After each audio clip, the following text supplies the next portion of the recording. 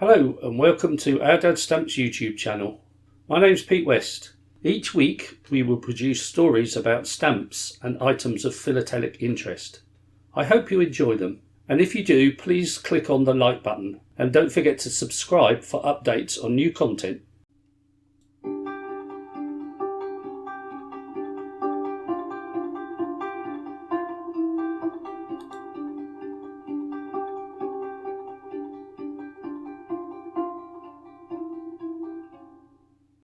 Welcome again to another Our Dad Stamps podcast. My name's Pete. And I'm Sheila. And what are we talking about today, Pete?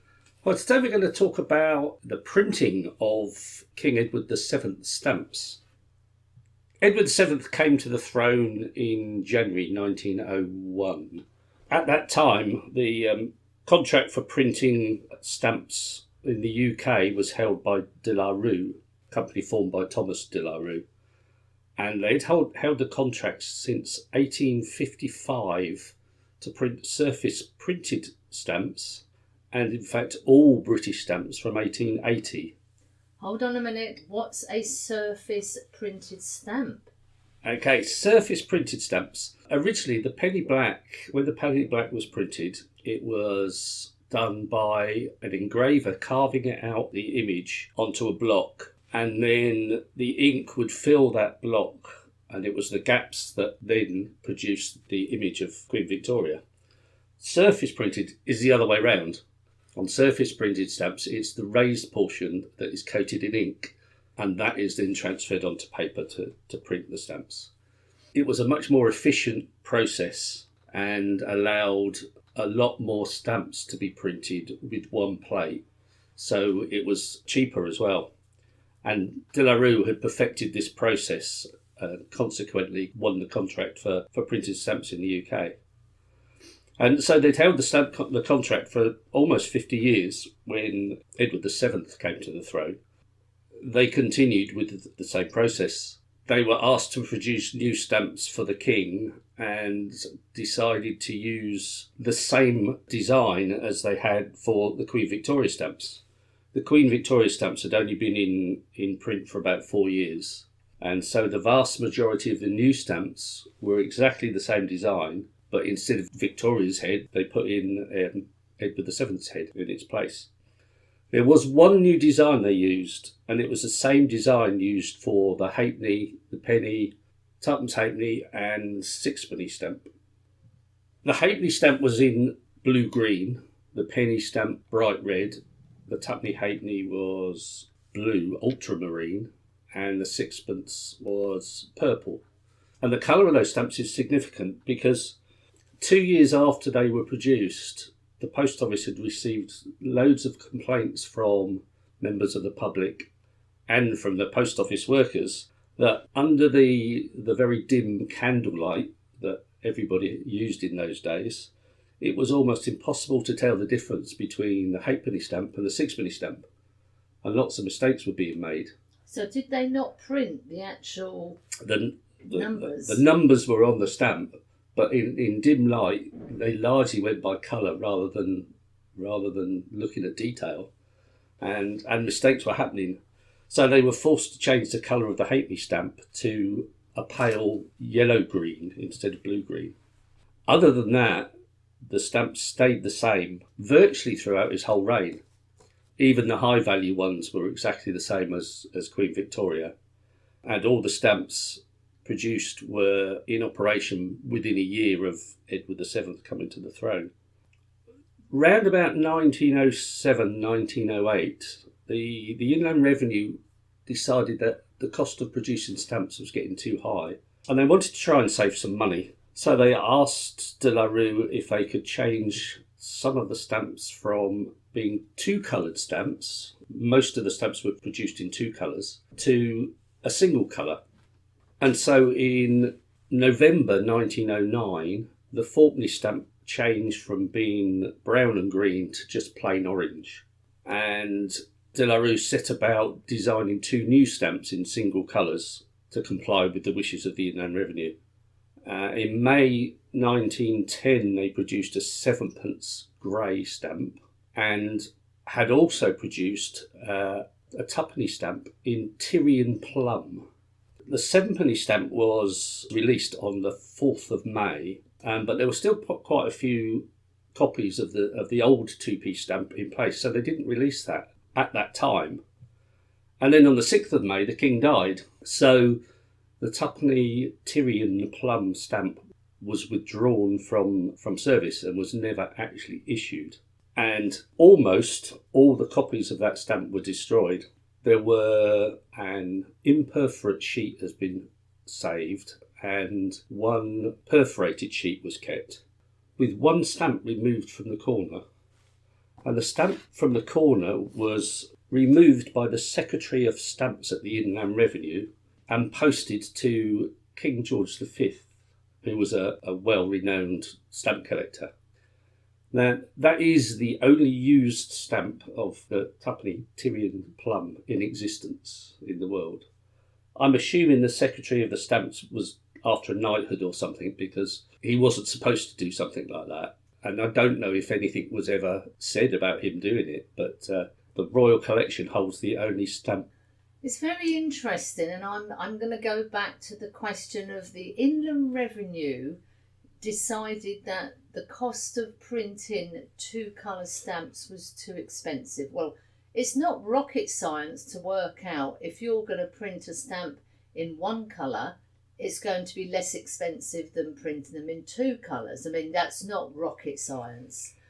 But I'd be very interested to know what is the actual markup. If you're selling a stamp for these days, I don't know, let's say 60p, how much does it cost to produce? I mean, I don't expect you to have that information, but I would be very interested. And I love the way that the Inland Revenue, the bean counters, took them quite some time to work out a 2-colour printed stamp was going to be more expensive than 1 colour. So well done, Inland Revenue.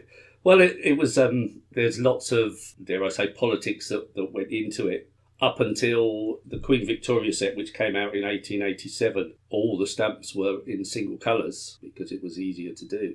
And when De La Rue came up with the process of printing 2-coloured stamps, they were held as marvellous. Everybody liked the look of them, and it did a good job of promoting Britain around the world in that they could produce these nice stamps. So there was a plus point to producing 2-coloured stamps. But for some reason, the Inland Revenue at that point wanted to save money and so asked for single-coloured stamps. And that point actually brings me on to the next thing about the Edward VII stamps.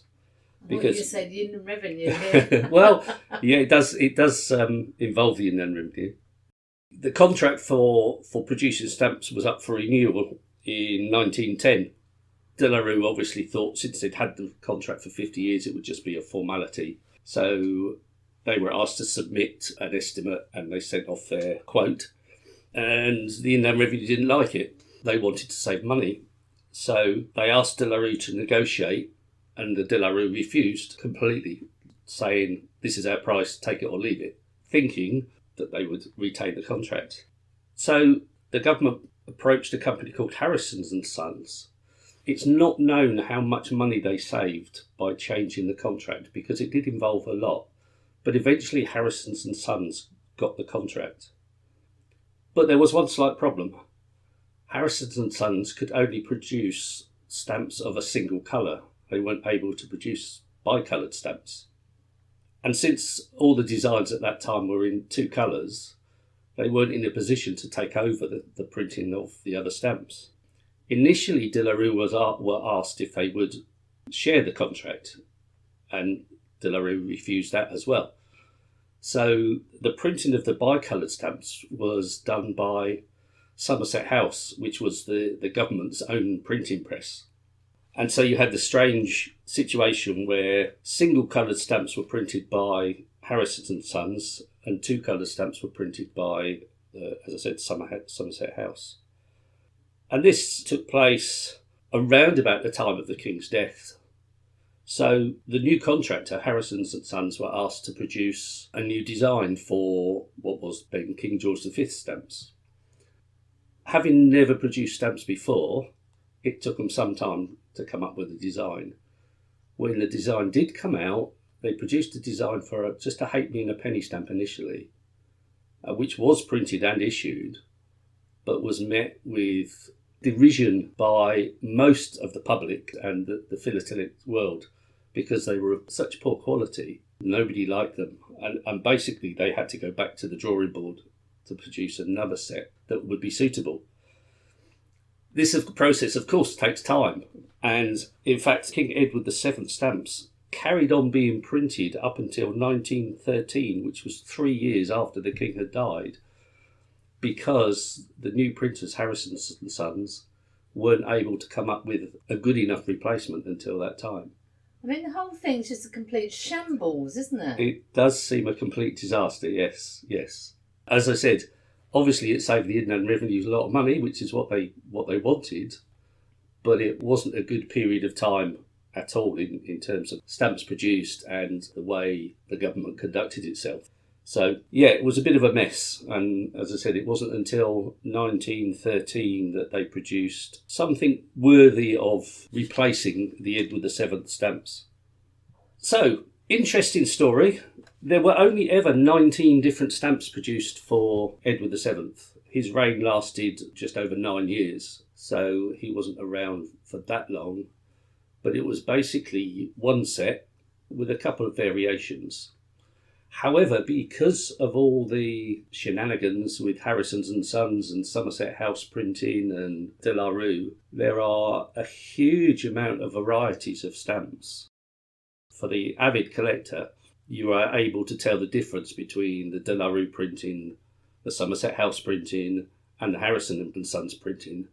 So in many stamps, there's 3 different versions of that particular stamp to collect, as well as numerous shade differences. There's, obviously, if you can get hold of the Tyrian plum stamp, you will be very lucky. There are a few apparently mint stamps available. Sorry, not available, but around in the world. But as I said, the only used one is in the Royal Collection. So it's an interesting period in stamp collecting, one well worth looking into further if you are interested. I was just thinking about the story about Somerset House taking over the printing. I've come to believe through the podcast that the printing of stamps is quite a specialised process. So I'm quite surprised that the government managed to put together some system for printing stamps at all. I have to agree with you there. I looked at that, and to be honest, I can't find much about how they went about the process. Most of the stories just say that the printing of the bicoloured stamps were moved to Somerset House, full stop. But my thought is, if they could produce stamps then, why weren't Somerset House used to print all stamps? Well, that's the whole thing, isn't it? I mean, there is obviously some story behind it all. It could be that they couldn't deal in such large quantities, and because they were only dealing with parts of the set, not all of the stamps, that they were able to cope with it. But maybe somebody listening to this podcast, a family member, maybe worked at the government or even worked at Somerset House and could have the answer. It's an interesting story to develop. That would be a good question to put out there. Does anybody know any more information about the printing of stamps at Somerset House in London? Indeed, yes. Very good. Okay, well, thank you for listening, and we'll see you again next week. Bye. Bye. Thank you for watching. I hope you enjoyed it. And if you did, please click on the like button. And don't forget to subscribe to get regular updates on new content. You can also visit my online shops at eBay and Delcamp, selling stamps and philatelic items by clicking the link below.